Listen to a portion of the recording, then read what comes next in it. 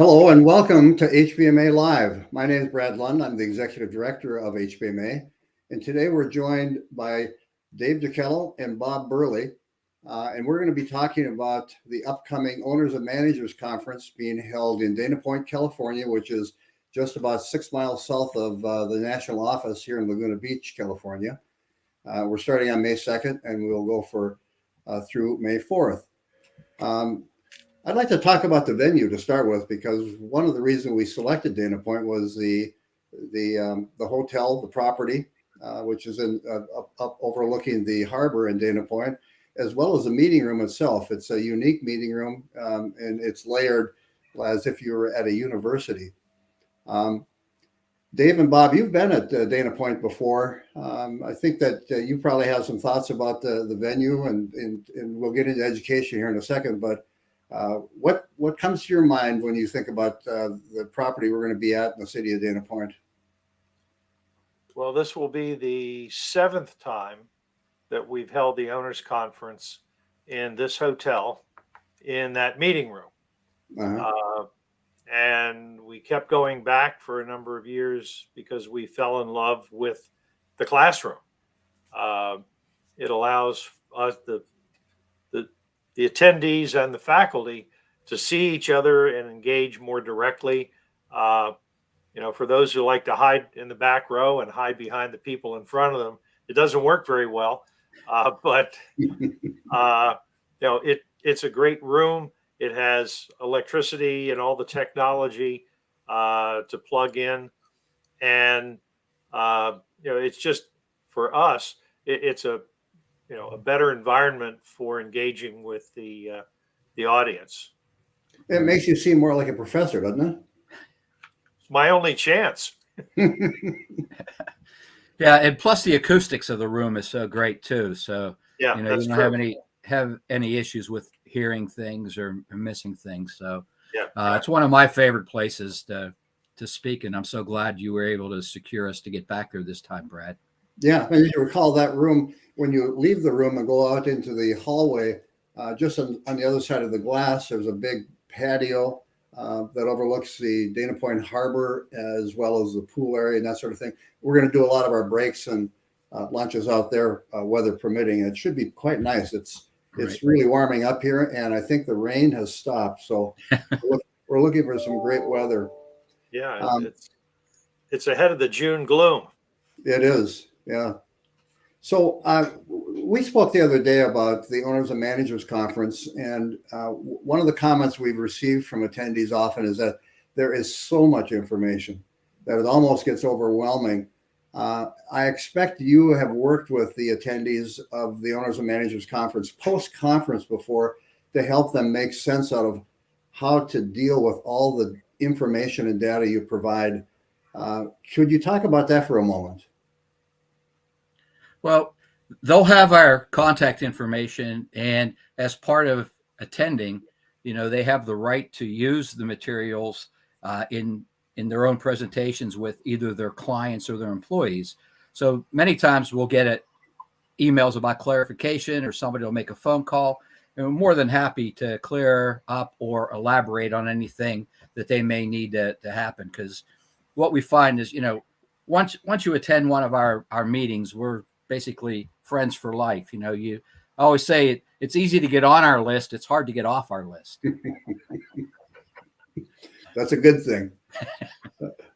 Bob, have you had a lot of interaction post-conference with attendees? Oh, yeah. It's not unusual to get a call from somebody who attended 5 years ago with a follow-up question, or to want explanation of how to use one of the handouts.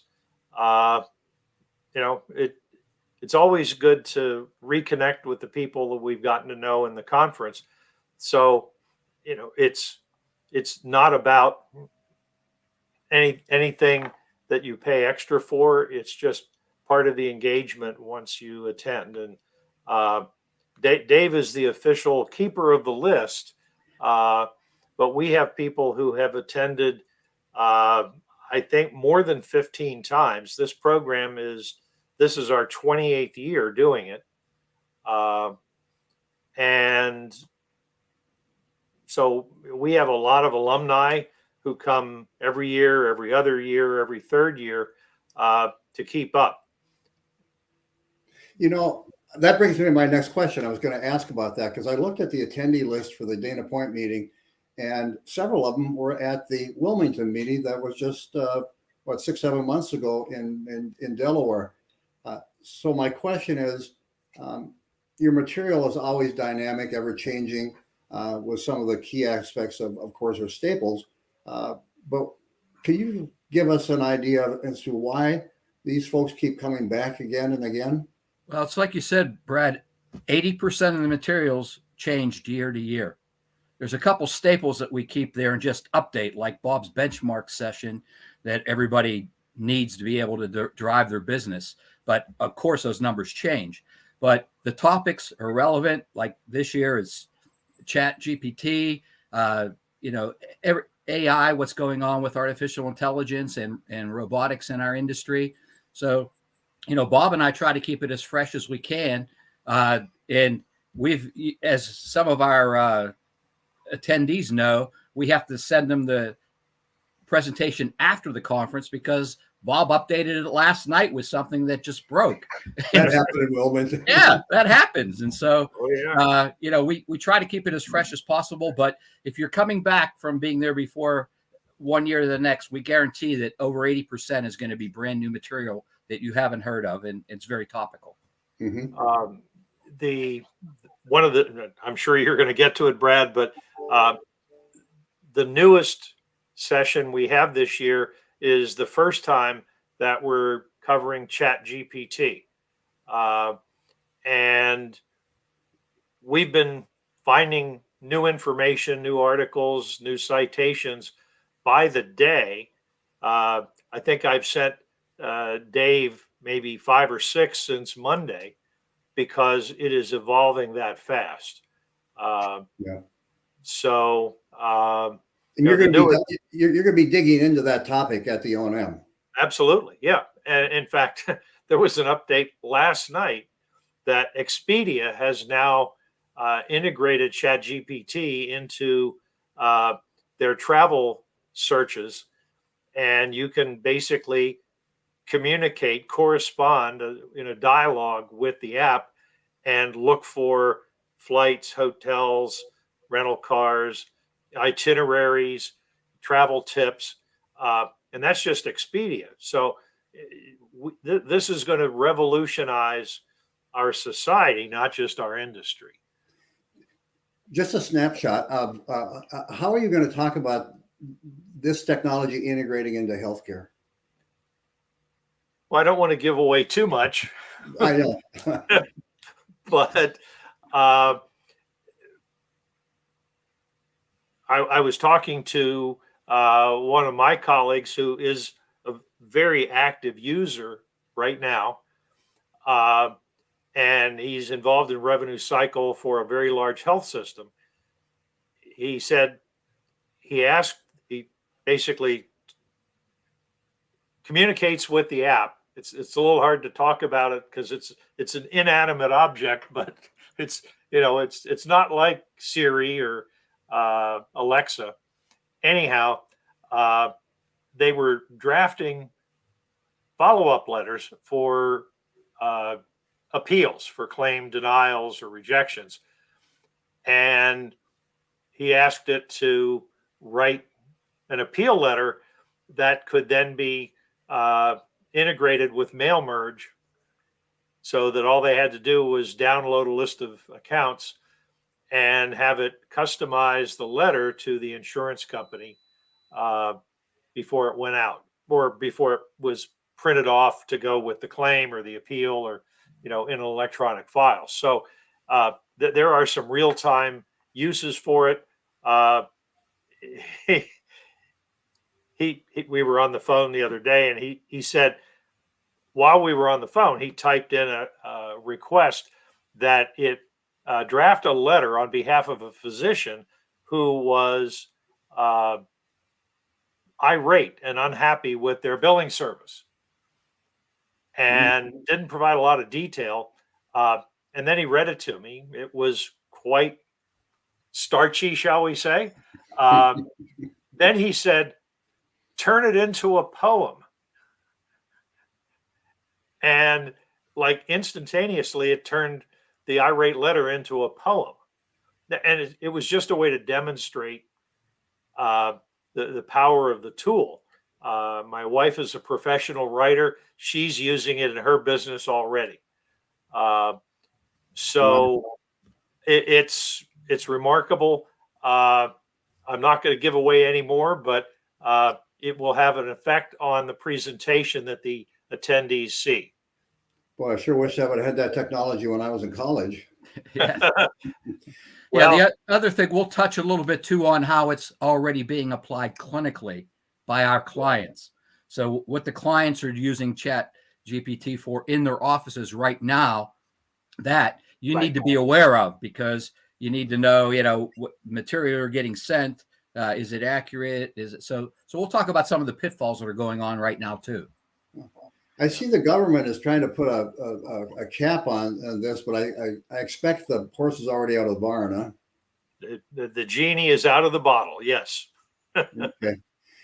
So let's spend a minute talking about outside the classroom. Obviously, there's going to be lots of great food and drink. We've got a couple of receptions where people are getting to know each other and networking. When I was in Wilmington, I was sitting at a table, and there was two owners of billing companies there. And the one owner said to the other one, do you do pathology billing? And the guy said, yeah. He said, I got a client for you because I don't do pathology, and I think you could do a good job. He got a new client by sitting at the table with the other billing company. I expect you got a lot of stories like that, the dynamic of the networking at these events. Yeah, so some of the HBMA members that have been there for 20 years, they formed their first relationship at an owners and managers conference because we do the lunches together. We have the 2 evening receptions, and that doesn't happen at a lot of different events. So, and as everybody knows, we limit the class size to 55. So you really get a chance to interact with people. You're not like trying to mingle with 100 and some people. We do that on purpose because we want you to form these bonds and get to know each other. And it's exactly right, Brad. Hardly any billing company bills for every specialty. So you get to meet people that, maybe do ambulance and you don't. You meet people that do autism and you don't. Behavioral health and you don't. So you can trade off and get some great friends this way. And I know Bob was saying 15 years, but on our list, we have 3 people that have been there over 20 times. Oh, wow. And they started their friendship then, and they're still friends now. They've gone on to serve on the HBMA board. They've gone on committees. So it's great for networking. Great. Bob, do you have any comments on that? Well, this venue in particular, one of the things that we've done from the very beginning is make sure it's not difficult to get to, that you don't have to rent a car and take trains, planes, and automobiles to arrive. You can fly into Orange County Airport, John Wayne, or LA or San Diego, but it's an Uber ride from the airport to the hotel. And once you're at the hotel, you're in Laguna or you're in Dana Point. If you walk down the hill, you're at the marina. There's some restaurants and venues down there. And if you walk up the hill, you're in the community of Dana Point. And again, restaurants and stores and so forth. So, we try to make sure that you're not marooned on an island at the mercy of the hotel the entire stay. Not that it's a bad place to be, but people like to get out and maybe have dinner with some of their friends and be a little more private. So, yeah. Brad, one of the things that people are concerned about, especially if they've never attended, is, is the content too advanced or not advanced enough? We're a long established company. We don't really need the beginner stuff, or we are a beginner company and we don't need, we're not ready for the PhD level yet. Mm-hmm. It's always been one of the challenges that we've embraced. Uh, it is difficult to sort of level the content that satisfies everybody, but because it's such a small group, we limit it to 55. Uh, it allows us to do Q&A during the sessions so that we can sort of expand the material or clarify things, or even talk about it during a break, so that everybody goes home with what they needed at their operating level in the history of their business. When I think about that, oh, I'm sorry, Dave, go ahead. Yeah. Well, one of the other things is too, is people that have attended in the past, our alumni knows, we opened the conference by saying, what is it you came here to learn, to accomplish, to know about?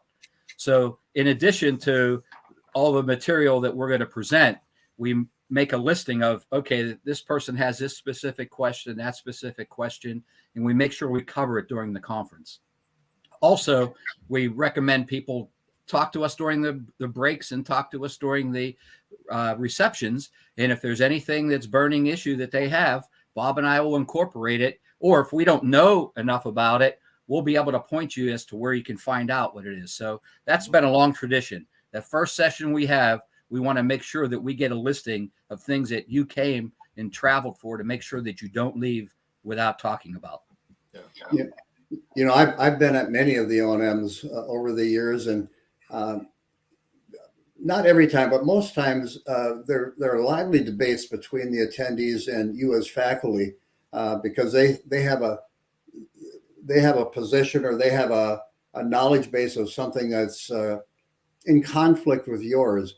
And what I found to be the case is you guys don't have billing companies. You guys go into don't anymore. Yeah, I know you're, but you go into billing companies, and so you have a great knowledge base of whatever issues that you might be discussing. And it's been fun to watch how you can take the conversation or the debate, as the case may be, and really bring it into perspective, and really help these people that think they've got the key or they have the knowledge, but you give them a different perspective. So that's something that's very, very beneficial. Yeah. You were going to say something, Bob. Well, that's all very true. We both have very long histories being in the business, and in fact, we worked together as a team doing a turnaround of a very large company some years ago. So yeah, we've been there and done that, and as you said, Brad, for the years since, going into companies on a variety of assignments to do growth planning or strategy or marketing or problem solving or operations or whatever. I want to watch our clock here. We have two guest speakers this year, and I wanted to explain, well, both of them, but one of them is a nationally known expert on coding. And it's specifically about E&M coding for this year, which had dramatic changes. It's intended to be for companies that don't do coding. We assume that if coding is part of your business, that you know how to do coding, and we're not going to teach you everything you need to know in an hour and a half. This is for the companies that don't do coding, because all of their customers either do their own coding or have another third party do it for them. It has a significant effect on your relationship with those customers, on the business side of it, the income side of it, and compliance. And we actually have two guest speakers. The second one is going to cover the compliance component of the 23 changes to E&M coding. And if you have a compliance program or are working on one, it's going to be very important to hear that session. The other guest speaker is going to be addressing the patient experience, and that's somewhat hard to define, but all of us are patients of a practice. And even if it's once a year for your annual checkup, there's an experience of how do I make my appointment? Can I do it online? Do I have to make a phone call? Do I have to send a request and wait for them to call me back at the least convenient time to talk about the appointment schedule? And all of those interactions. And there are things that billing companies can do to improve that patient experience, especially, the obvious one is on the backside when the patient has a billing question or when you're calling the patient to get insurance information. But how to make that experience more beneficial, more valuable to the practices that we serve. So, it's not a new topic, but it's one that hasn't been visited for quite a while. And we thought it was an important addition this year. Great. And, and that could help lead to additional revenue and more stickiness with your clients. Yeah, and as we know, as reimbursement continues to go down, and if we're still on a percentage of collections, our revenues keep going down. So we need to talk about ways of pumping our revenue streams back up again. Yeah. Wonderful. Well, I'm told we are out of time. I think we could sit here and chat about the O&M for another hour, but I'm afraid we're going to have to wait until we gather in Dana Point. And I assure everyone, you are going to get a lot of value out of this program. Brad, I have one Yeah. final thing, just right here on my shirt. This shirt is 25 years old. This was the shirt that was given out in 1998. And it's when the International Billing Association changed its name to HBMA. This shirt doesn't even have a logo yet. Dave Jakielo was president that year. And I thought I'd put this on this morning. The O&M was already 3 years old when this shirt was handed out in 1998.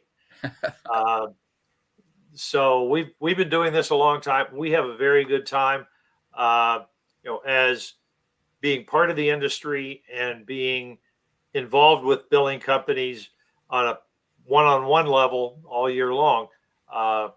We feel like we have a perspective that is beneficial to the audience. Great. Well, on behalf of HBMA, I want to thank both of you. You have given so much back to HBMA and to the revenue cycle management industry. We're very grateful. And I look forward to celebrating with you in Dana Point here in another month. So thank you so much. Come see Okay, us. thanks, Brad. Hope to see a lot of you folks there. Thanks for joining us. Okay, goodbye.